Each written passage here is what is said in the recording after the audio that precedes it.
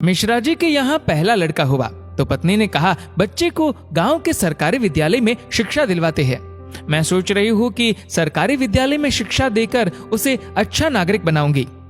मिश्रा जी ने पत्नी से कहा, अच्छा नागरिक बनाकर इसे भूखा मारना है क्या? मैं इसे बड़ा अफसर बनाऊंगा ताकि जिंदगी में कामयाब बने। मिश्रा जी सरकारी बैंक में मैनेजर के पद पर थे। पत्नी धार्मिक थी और इच्छा थी कि बेटा संस्कारी बने, लेकिन मिश्रा जी नहीं माने। दूसरा लड़का हुआ। पत्नी ने जिद की। मिश्रा जी इस बार भी ना माने। तीसरा लड़का हुआ। पत्नी ने फिर जिद की, लेकिन मिश्रा जी एक ही रट लगाते रहे, कहां से खाएगा, कैसे गुजारा करेगा, और इस बार भी नहीं माने। चौथा लड़का हुआ। इस बार पत्नी की जिद के आगे मिश्रा जी हार गए।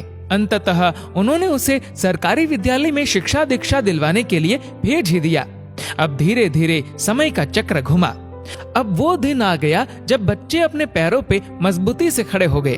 पहले तीनों लड़कों ने मेहनत करके सरकारी नौकरियां हासिल कर ली। पहला डॉक्टर, दूसरा बैंक मैनेजर, तीसरा एक गवर्नमेंट कंपनी में ऑफिसर के पद पर जॉब करने लगा।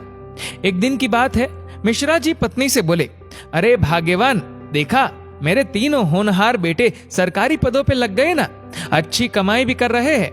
तीनों की जिंदगी तो अब सेट हो गई, कोई चिंता नहीं रहेगी अब इन तीनों को। लेकिन अफसोस, मेरा सबसे छोटा बेटा संस्कारी बनकर पास ही के विद्यालय में नौकरी कर गांव में ही खेती को संभाल रहा है। जितना वह 6 महीने में कमाएगा उतना मेरा एक अफसर बेटा 1 महीने में कमा लेगा। अरे भाग्यवान, तुमने अपनी मर्जी करवाकर बड़ी गलती की। तुम्हें भी आज इस पर पश्चाताप होता होगा, मुझे मालूम है, लेकिन तुम बोलती नहीं हो। पत्नी ने कहा, हम में से कोई एक गलत है और इस बात का दूध पानी का पानी हो जाना चाहिए। चलो अब हम परीक्षा ले लेते हैं चारों की, कौन गलत है कौन सही पता चल जाएगा।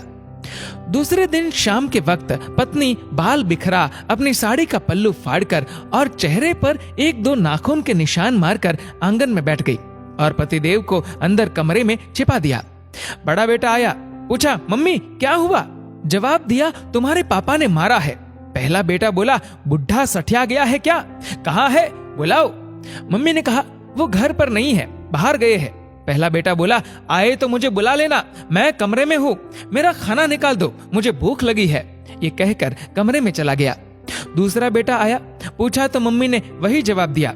दूसरा बेटा बोला, क्या पगला गए हैं इस बुढ़ापे में?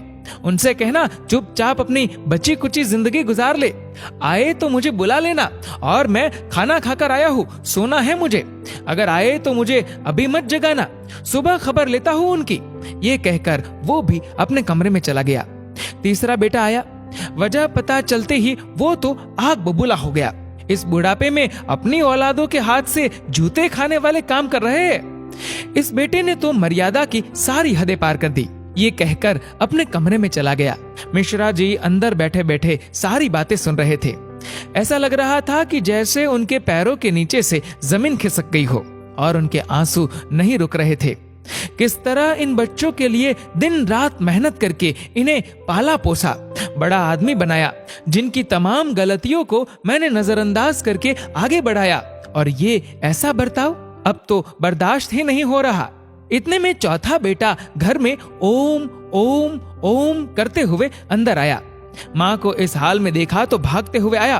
पूछा तो माँ ने अब गंदे गंदे शब्दों में अपने पति को बुरा भला कहा। तो चौथे बेटे ने माँ का हाथ पकड़कर समझाया कि माँ, आप पिताश्री की अर्धांगिनी हो, वो आपके बिना अधूरे है। अगर पिताजी ने आपको कुछ कह दिया तो क्या हुआ? मैंने पिताजी को आज तक आपसे बदतमीजी से बात करते हुए नहीं देखा। वो आपसे हमेशा प्रेम से बातें करते हैं। जिन्होंने इतनी सारी खुशियां दी, आज नाराजगी से पेश आए तो क्या हुआ? हो सकता है आज उनको किसी बात को लेकर चिंता रही हो ना हो माँ, आपसे कहीं गलती जरूर हुई होगी। पिताजी आपका कितना ख्याल रखते हैं, याद है ना आपको? 6 साल पहले जब आपका स्वास्थ्य ठीक नहीं था तो पिताजी ने कितने दिनों तक आपकी सेवा की थी। वही भोजन बनाते थे, घर का सारा काम करते थे, कपड़े धोते थे।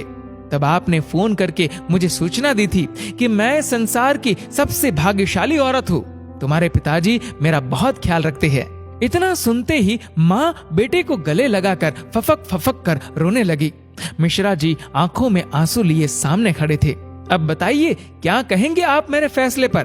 पत्नी ने मिश्रा जी से पूछा। मिश्रा जी ने तुरंत अपने बेटे को गले लगा लिया। मिश्रा जी की धर्म पत्नी ने कहा, यह शिक्षा इंग्लिश मीडियम स्कूलों में नहीं दी जाती। ये शिक्षा तो परिवार के व्यवहार व संस्कारों से मिलती है। अब मिश्रा जी को एहसास हुआ, जिन बच्चों पर लाखों खर्च करके डिग्रियां दिलाई, वे सब तो नकली निकले। जीवन का अंतिम समय कैसे व्यतीत होगा, इसका फैसला आपका धन नहीं, बल्कि आपके द्वारा किए गए व्यवहार और दिए हुए संस्कार तय करेंगे। दोस्तों, इस वीडियो को लेकर आपकी क्या राय है, नीचे कमेंट करके जरूर बताएगा। और अगर आपको वीडियो अच्छा लगा हो तो इस वीडियो को लाइक करेगा, शेयर करेगा ज्यादा से ज्यादा लोगों तक, और ऐसे ही और भी इंस्पिरेशनल वीडियोस के लिए सब्सक्राइब करें हमारे यूट्यूब चैनल को और फेसबुक पर फॉलो करें हमारे पेज को। धन्यवाद।